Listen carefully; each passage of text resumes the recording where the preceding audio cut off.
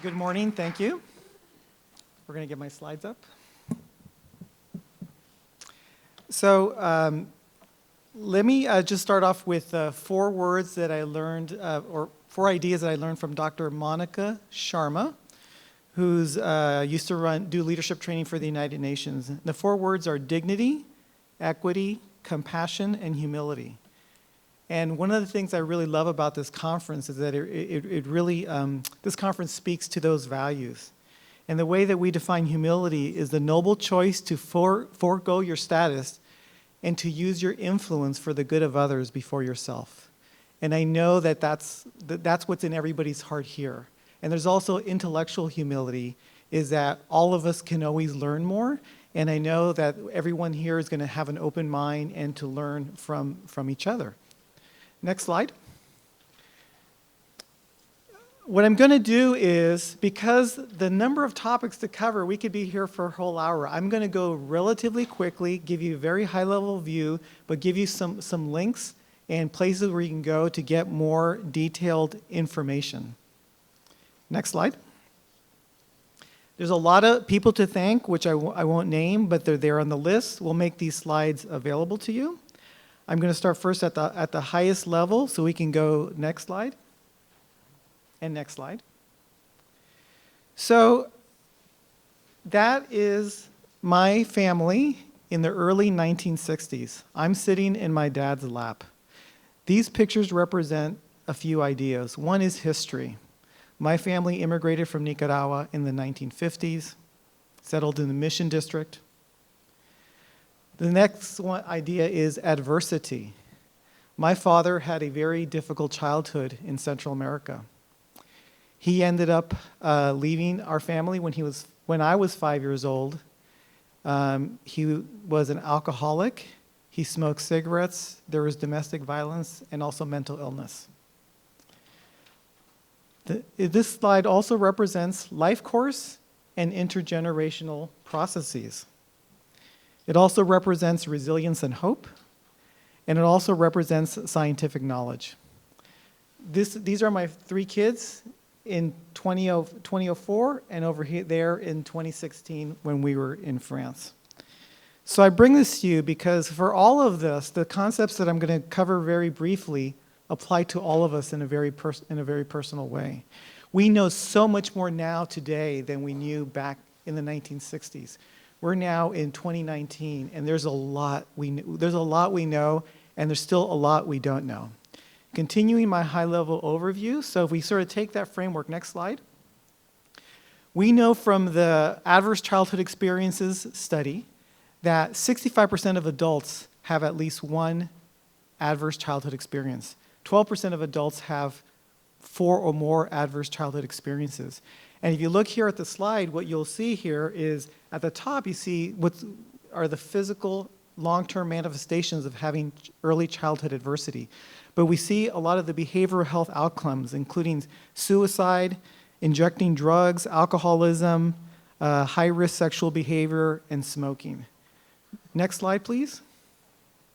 So now we know so much more now.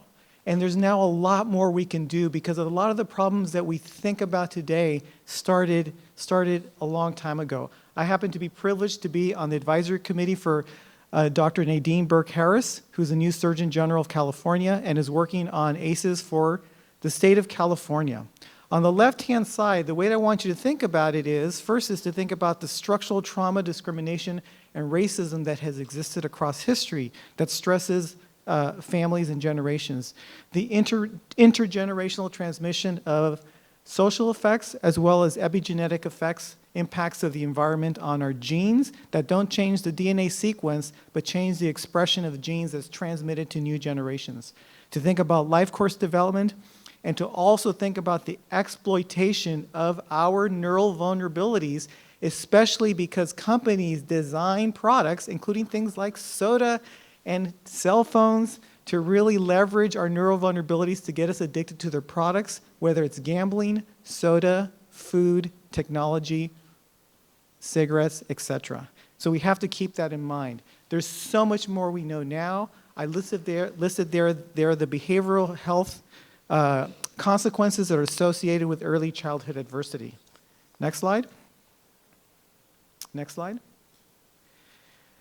So in the New York Times in June 2019, they published this article, Teenage Drug and Alcohol Use is Falling. So there is some good news. This is a new show on HBO. I haven't seen it, but they talked a little bit about the show. So you see that alcohol in high school students is going down. Actually, across the board, drug use is going down, with the exception of cannabis. So we know that cannabis has actually doubled from 2002, when it was about 10.5% that reported use in the prior year. We're now over 21% are using, it's doubled. And according to these national statistics, 7% of high school seniors are daily cannabis users on average across the country. Next slide. But things aren't so well. We know that suicide is going up, especially in adolescents.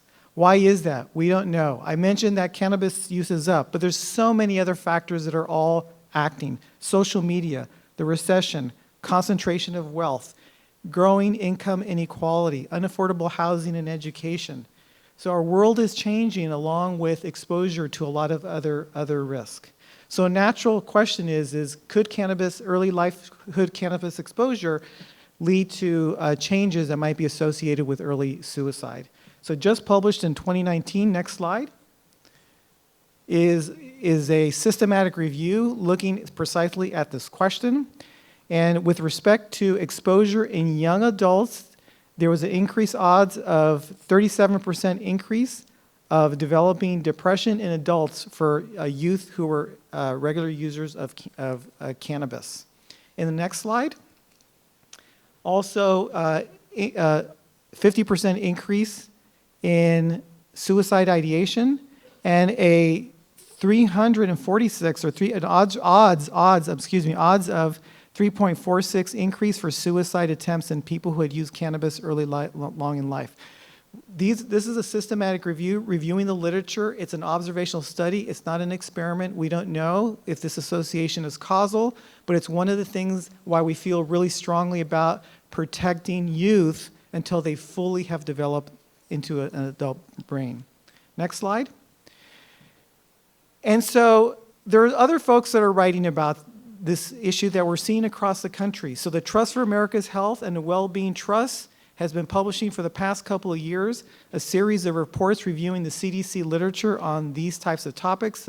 It's called Pain in the Nation, Building a National Resilience Strategy, Alcohol and Drug Misuse, Suicide, and the Millennial Generation. This is a report that was just published in June 2019. And you can see not just increases in drug use, mostly from drug overdoses from opioids, but also, even though alcohol consumption has gone down, deaths from alcohol has gone up. And so that's going to be related primarily to high-risk binge drinking. And just to let you know, if you had to recommend safer alcohol consumption, the United Kingdom, in my opinion, has the best guidelines. The United States is way behind. So if you want to have guidelines that are up to date based on data, UK has better guidelines. And if you follow the UK guidelines, you will be drinking a lot less than what is the guidelines in the United States. And then, of course, suicide has also gone up as well. Next slide. This is just summary from the report across these different categories. You can see that all of these, not just in terms of numbers, but also in terms of rates. So these changes are real. Next slide. With respect to drug overdoses, most of these are related to opioids. Next slide. And we see that males are more affected, and especially in the drug overdose, it's mostly, you'll see there's an increase there in the white population and also in men. Next slide. I'm not going to spend time on this slide, just to let you know that California has an opioid overdose dashboard. You can go here and look at any county and find out how much is being prescribed, how many hospitalization, emergency department visits, overdose deaths, etc.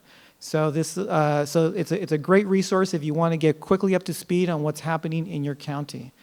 What about San Francisco? 2 slides forward. Perfect.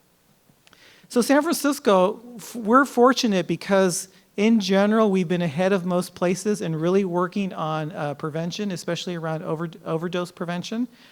So you see here the slides here for the green curve is opioids, and then the bottom curve is methamphetamine. So in general, we have not seen the epidemic of overdose deaths in San Francisco the way we have seen in other places. We have an incredible community network of members that make naloxone available, make fentanyl testing strips available. So we do know that things recently, especially in the last year, have really changed with more and more fentanyl being introduced into the drug supply in San Francisco. And it's introduced not just within opiates, but actually other drugs, including contamination of methamphetamine, counterfeit pills. So the fentanyl is really penetrating the drug supply. One thing I do want to emphasize when we look at drugs in a complete way, next slide, what I want to point out is that the African American community is the most impacted. The African American community is the most impacted. So when you look at the consequences and also the mortality, they are having the biggest problem. Next slide. And just to mention recently, we do know that recently Aaron Alday did a great article in the Chronicle just summarizing the increases in drug deaths from fentanyl and also methamphetamine. Next slide.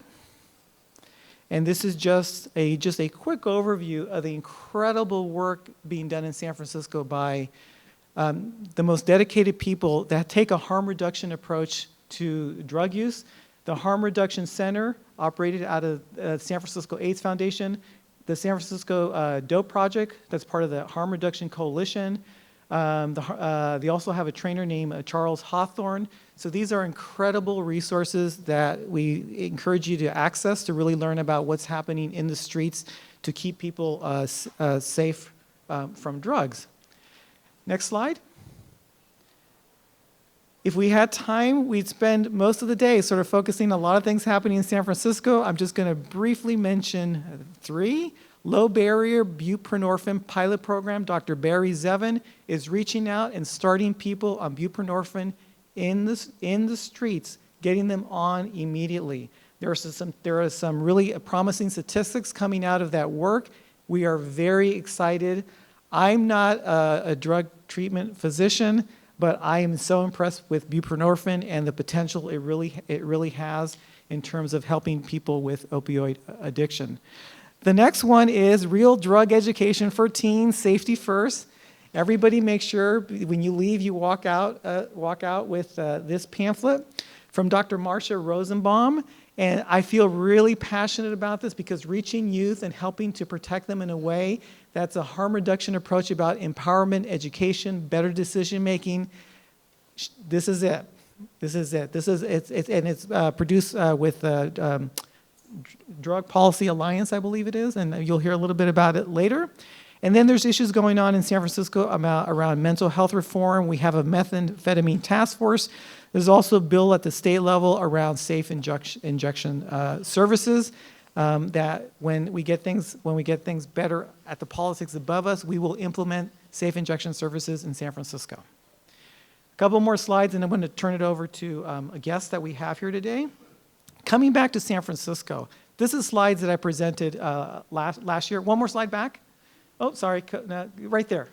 Next one. There you go. Perfect. There we see cannabis consumption. Cannabis consumption continues to go up, especially in the African American population. Why am I concerned? We've already mentioned the issues of historical trauma, racism, poverty, discrimination. But we also know that there's issues around academic achievement and high school graduation rates. The impact of cannabis in the African American community is high. Next slide. The African American community there, the hospitalization rates from cannabis use disorder and emergency department visits is very high. So this is really having a big impact. So protecting youth is very important. And what I want to do is, next slide, is bring up to the stage Reverend Charles Gray. He's a street evangelist. He ministers to people in the street. He's not only a cancer survivor, he's in recovery, born in the Bayview, lives in the Western Addition, and it ministers to people in the Bayview. And he's been one of my inspirations with his lived experience. And if you haven't noticed, the population of African Americans in San Francisco is dwindling. And so it's impacting them in more ways than we normally think about. But for me, he's really a light of hope, and I wanted him to share a few words with you. Reverend Grace?